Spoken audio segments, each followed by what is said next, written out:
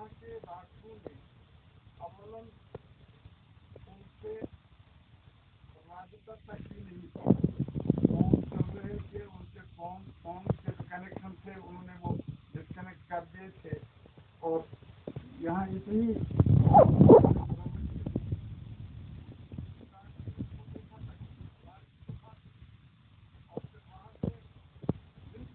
ان کو واپس کر دیا گیا اور کہا گیا ان کے ٹیسٹ کراؤ، حالانکہ ہوئے تھے، میں وہ کاپی آپ کو دے رہا ہوں، ٹیسٹ ہوئے تھے جس میں یہ کہا گیا تھا کہ ان کی حالت بہت تشویشناک ہے، اگر وقت پر ان کا علاج نہ کیا گیا تو احتباس بول کا خطرہ ہے، اور احتباس بول ایک ایسی بیماری ہے جس کا اگر فوری طور پر علاج نہ کیا جائے تو موت واقع ہو سکتی ہے۔ اب جو بات میں آپ کی خدمت میں عرض کرنا چاہوں گا وہ یہ ہے کہ لگتا ہے کہ حکومت جان بوجھ کر شبیر احمد شاہ سے چھٹکارا حاصل کرنے کے لیے ان کے علاج کو ٹال رہی ہے، اور جب وہ ان کی تحویل میں ہیں، ہمارے بس میں یہ بات نہیں ہے کہ ان کا علاج کیا جا سکے، یہ ہمارے لیے مشکل معاملہ ہے کہ وہ ہیں ان کی تحویل میں، لیکن علاج وہ کرتے نہیں، حالانکہ ان کی حالت انتہائی بگڑ چکی ہے۔ اب جو ان کی صحت کے بارے میں رپورٹ آپ کو میں میسر کر رہا ہوں وہ ڈسٹرکٹ ہاسپٹل اٹھوا کے ڈاکٹروں نے دی ہے، وہ پرائیویٹ ڈاکٹر نے نہیں دی ہے۔ اچھا، انہی کے ڈاکٹر یہ تجویز کرتے ہیں کہ انہیں فوری علاج کیا جائے کہ یہ تکلیف ہے اور انتہا کو پہنچ چکی ہے، اور جموں والے کیا کہتے ہیں کہ ان کا علاج کرو، گویا ان کے ٹیسٹ کراؤ پہلے، گویا انہوں نے یہ تک گوارا نہیں کیا کہ اس رپورٹ کو دیکھیں جو ڈسٹرکٹ ہاسپٹل کے ذمہ داروں نے بھیجی تھی۔ اگر وہ دیکھتے شاید یہ بات نہ کہتے کہ پہلے ان کے ٹیسٹ کراؤ، حالانکہ ٹیسٹ کیے گئے تھے، اب علاج کرنا تھا، اور علاج چونکہ ڈسٹرکٹ ہاسپٹل میں اس ایسے نازک بیمار کا ممکن نہ تھا، یہ صرف ممکن تھا میڈیکل کالج میں۔ تو یہ چیز جو ہے اس کا جو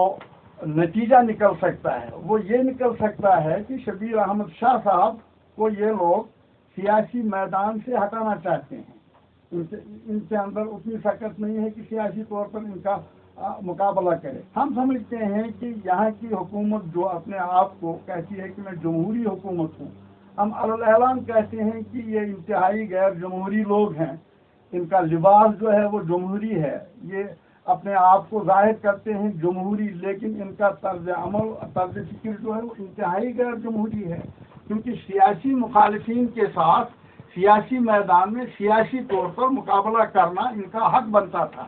لیکن ایک بہت بڑے آدمی کو جو عوام کی بات، عوام کے جذبات حکومت تک پہنچاتا ہے، جو عوام کی نمائندگی کرتا ہے، جو عوام کے حقوق کے لیے لڑتا ہے اور 25 سال تک لڑتا رہا ہے، اس کی جان کو بچانے کے لیے کم از کم انسانی بنیادوں پر ان کا فرض بنتا تھا کہ ہر بیماری میں اس کا علاج کیا جا سکے۔ ہے ان کی تحویل میں لیکن علاج نہیں کرتے۔ ہمارے لیے یہ پریشانی ہے جب تک وہ ان کی تحویل میں ہے اور وہ ان کی اس گرفتاری کو بھی طول دیتے ہیں۔ ہم گرفتاری سے پریشان نہیں ہیں، پریشان اس بات سے ہے کہ علاج معالجے کی جو سہولیات ہونی چاہیے تھیں وہ نہیں ہے۔ اب ہم آپ کے توسط سے دنیا بھر انسانی حقوق کے علم برداروں کی نوٹس میں یہ بات لانا چاہتے ہیں کہ یہاں ریاست کے سب سے بڑے سیاسی قائد کے ساتھ یہ سلوک کیا جا رہا ہے، اسے علاج کی سہولیات میسر نہیں کی جاتی ہیں۔ اندازہ کیجئے کہ اور لوگوں کے ساتھ کیا ہو رہا ہو، سڑکوں پر لوگوں کو مارا جاتا ہے، قید خانوں میں ان کو علاج نہ ملنے کی وجہ سے موت کا شکار کیا جاتا ہے۔ یہ سلسلہ بڑا سنگین ہے، اس لیے ہم عالمی سطح پر کام کرنے والی انسانی حقوق کی انجمنوں کی نوٹس میں آپ کے توسط سے یہ بات لانا چاہتے ہیں کہ یہاں انسانی حقوق کی پامالی اس حد تک پہنچ گئی ہے کہ اب صبر نہیں ہے۔ ہم دیکھتے ہیں کہ حکومت کس حد تک ہماری اس आहुफुगा को, हमारे इस जायज एहतिजाज को सुनती है और किस हद तक शबीर शाह की जो तकलीफ है उसका मदावा किया जाता है, वरना हम मजबूर होंगे सड़कों पर आने के लिए। और शबीर अहमद शाह की ज़ात कोई गैर मानूस, गैर मारूफ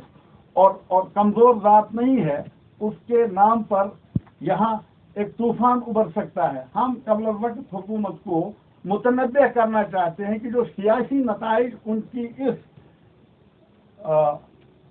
तगाफुल शारी से, तगाफुल शारी मतलब जानबूझकर ये लोग इस तगाफुल शारी से जो नताइज बरामद हो सकते हैं, इसकी तमाम तर जिम्मेदारी उन पर होंगी। शुक्रिया। कारी साहब, आप मुझे बताएं